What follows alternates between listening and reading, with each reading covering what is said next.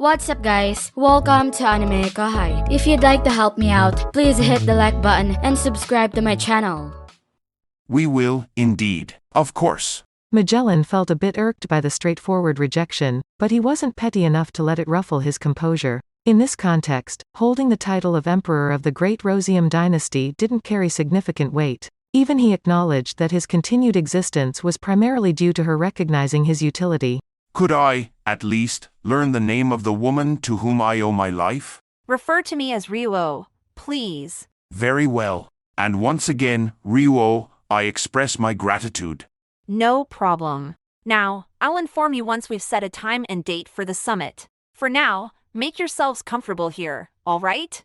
Velgrynd was embodying her role as an empress, asserting her authority. A staff member promptly rose and left the room to arrange accommodations for the unexpected guests. Another one bowed to Magellan and his group, ready to give them a tour. The allocation of roles occurred seamlessly, without prior discussion. Their teamwork was impressive. Even Velgrynd found herself a bit impressed. Then, the most self-important official from the foreign ministry decided it was an opportune moment to try ingratiating himself. Lady Ryuo, may I suggest trying this exquisite Jokoro green tea instead of black tea? No reason to waste time while awaiting the Chinese response, he thought. Nor would he pass up this chance to enhance his image in her eyes. Oh, how considerate of you. Thank you very much. I am Yamamoto Kenji, and your approval brings me the utmost satisfaction. Yamamoto never missed a beat, one of his greatest skills, according to his colleagues. This is quite delightful. It possesses a light, sweet aroma and a refreshing aftertaste.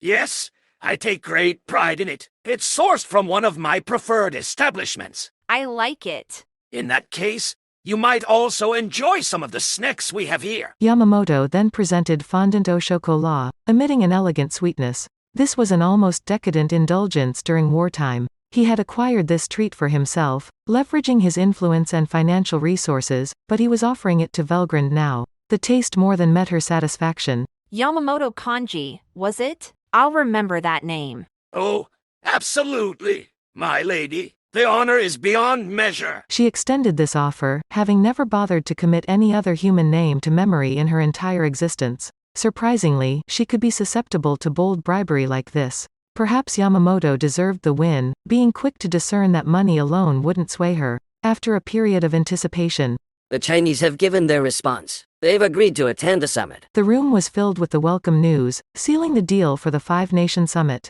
What?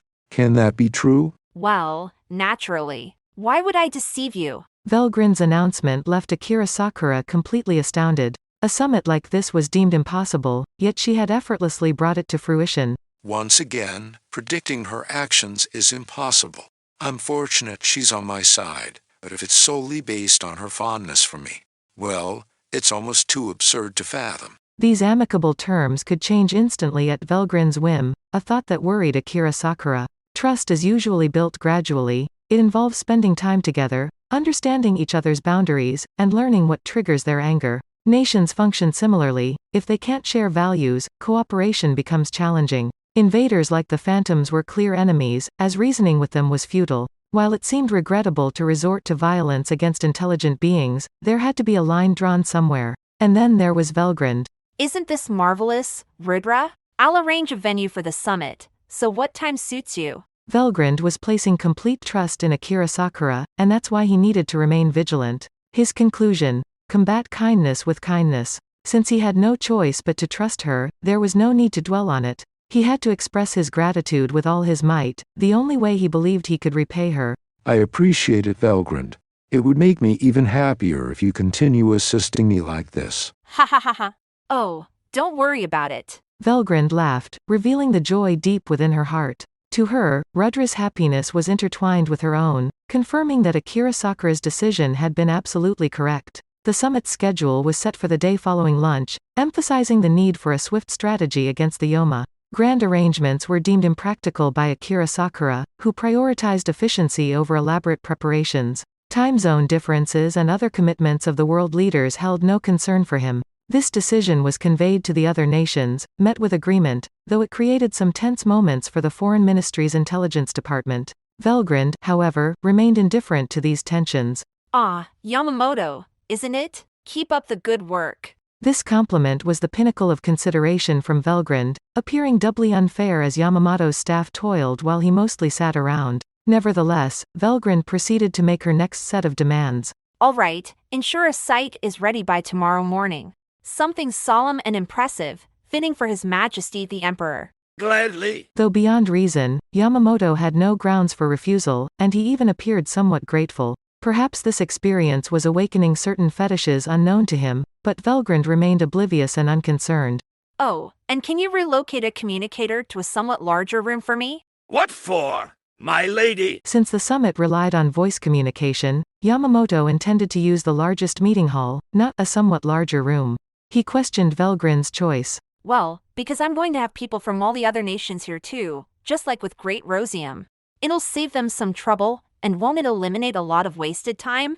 What? Regardless of his thoughts, common sense seemed irrelevant. Yamamoto found it hard to believe, but if it was feasible, some part of his mind suggested that it might be better that way. Or do you have a complaint about that? No, my lady, I would never. I will promptly begin working on it, at once. Oh, thank you, then. Velgrynd, her anger momentarily subdued, smiled and departed, leaving Yamamoto to survey the ministry officials around him. What's our plan, sir? Use your brains, fools. We're going to follow her orders. Obviously. Move the site immediately. Understood. Also, relocate a communicator to meeting hall number 2 simultaneously. Got it. And so, the intelligence department embarked on a lengthy and sleepless night. The destiny of humanity hinged on this day. Meeting hall number 2 underwent a miraculous transformation overnight, earning Velgrynd's approval. The hall now featured a carefully placed communicator, accompanied by ornate chairs and plush cushions for relaxation.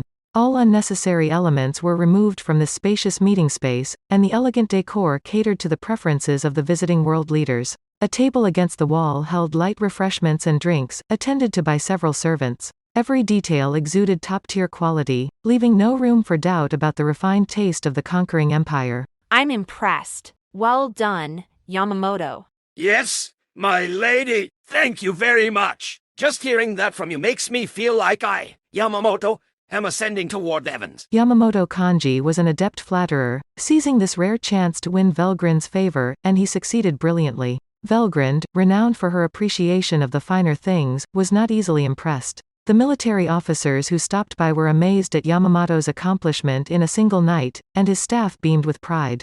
All right. Time is short, so let's begin. Velgrynd gracefully took a seat, and with a sense of urgency, she deftly operated the communicator. The first nation she contacted was the United States of Azalea. Hello, George. How's everything? Yeah, it's quite a sight seeing you act crazy again. But, maybe it's strange to say, I'm relieved you haven't changed at all. President Hayes couldn't be faulted for his bewilderment. After all, the communicator was abandoned in favor of a dimensional connection-powered entrance right into the room. The Azalea cabinet members present could hardly believe their eyes. Ha ha ha ha. Why alter a thing? I realize it's been a quarter of a century for you, but for me, it's as if we parted ways just a few days ago. Indeed, that's accurate. Velgrynd and George exchanged stories from the past, with Yamamoto ensuring their conversation remained undisturbed. Nonchalantly, he set the servants in motion, and within moments, the puzzled Azalea cabinet members found some relief and a chance to comprehend the situation. Simultaneously, Velgrynd's discussion gained momentum. Oh, those memories. There was never a dull moment with that man. Yeah, he told me how you always tolerated his grandiose tales. I certainly did. Like the time he predicted clear and sunny weather the day before a massive hurricane. Oh, I'm familiar with that tale. He shared it with me countless times before bedtime. Surprisingly, it turned out to be a sunny day, thanks to you. There was a baseball game that day, and the local kids were eagerly anticipating it. He loved playing pranks on them, spinning all sorts of lies. Perhaps that's why he said it to me, thinking, what harm if something I say comes true for once? And I foolishly agreed. It was utterly ridiculous. The notion of her single-handedly dispelling a hurricane left everyone in the room momentarily stunned. You can't be serious. She's not even pretending to be normal. Some couldn't contain their astonishment any longer. Velgrynd remained oblivious and indifferent. Oh, was that the reason? Because Dad found it amusing when the kids got all worked up. I wasn't aware that was the motivation. Ha ha ha ha. But the kids were genuinely delighted. Their team was thrilled to play that day. I recall a remarkably long home run. I'm sure there was. My child is also a baseball enthusiast. Then Velgrynd noticed a shadow forming over George's countenance. It was a subtle shift, imperceptible to most, but she, attuned to the emotions entwined with their conversation, could discern it. How's Emil holding up, by the way? Velgrynd suspected that Emil Hayes, George's son, was the cause of his sudden gloom. She intentionally raised Emil's name in conversation with George, aiming to facilitate discussion. Ah, Velgrynd, you always catch on, don't you? Well, that's not entirely true. You're like a son to me, and I can't help but worry about you. Well, thanks. I don't think this is the kind of thing a nation's leader should discuss, but you're the one I can rely on. Can you offer some assistance, perhaps? Certainly. After all, you're Lauren Hayes' son. A solitary tear trickled down George's cheek. My son needs help, he whispered, revealing the intricacies of a very sensitive situation. Azalea's Department of Defense had already detected that the nation's military had fallen under the control of the Phantoms. That alone was grave news. As George elaborated, David Reagan, the fleet commander amid the crisis, had dispatched a representative to Central Command to present their demands. Essentially, they wanted the entire government handed over to the Yoma. Their objective wasn't to eradicate humanity. Instead, they sought to govern this world and transform it into their personal paradise. They believed that destroying governments would only lead to troublesome aftermaths. So, they want us to submit to their commands. If we comply, they won't strip our top officials of their free will, and they'll ensure their safety. Why not consider accepting that? Because it seems they're mobilizing towards the Great South Sea to launch an assault on our capital. Additionally, they plan to reveal the truth about this war to our people. It would obliterate our government's authority and trigger uncontrollable panic. Honestly, I'm at my wit's end. Given the two options, opinions were divided, and neither choice posed harm to the Phantoms. That's it for this video, guys. Thank you for always watching my videos and supporting my channel. A big thanks to the AnimeKouhai patrons who made this video possible.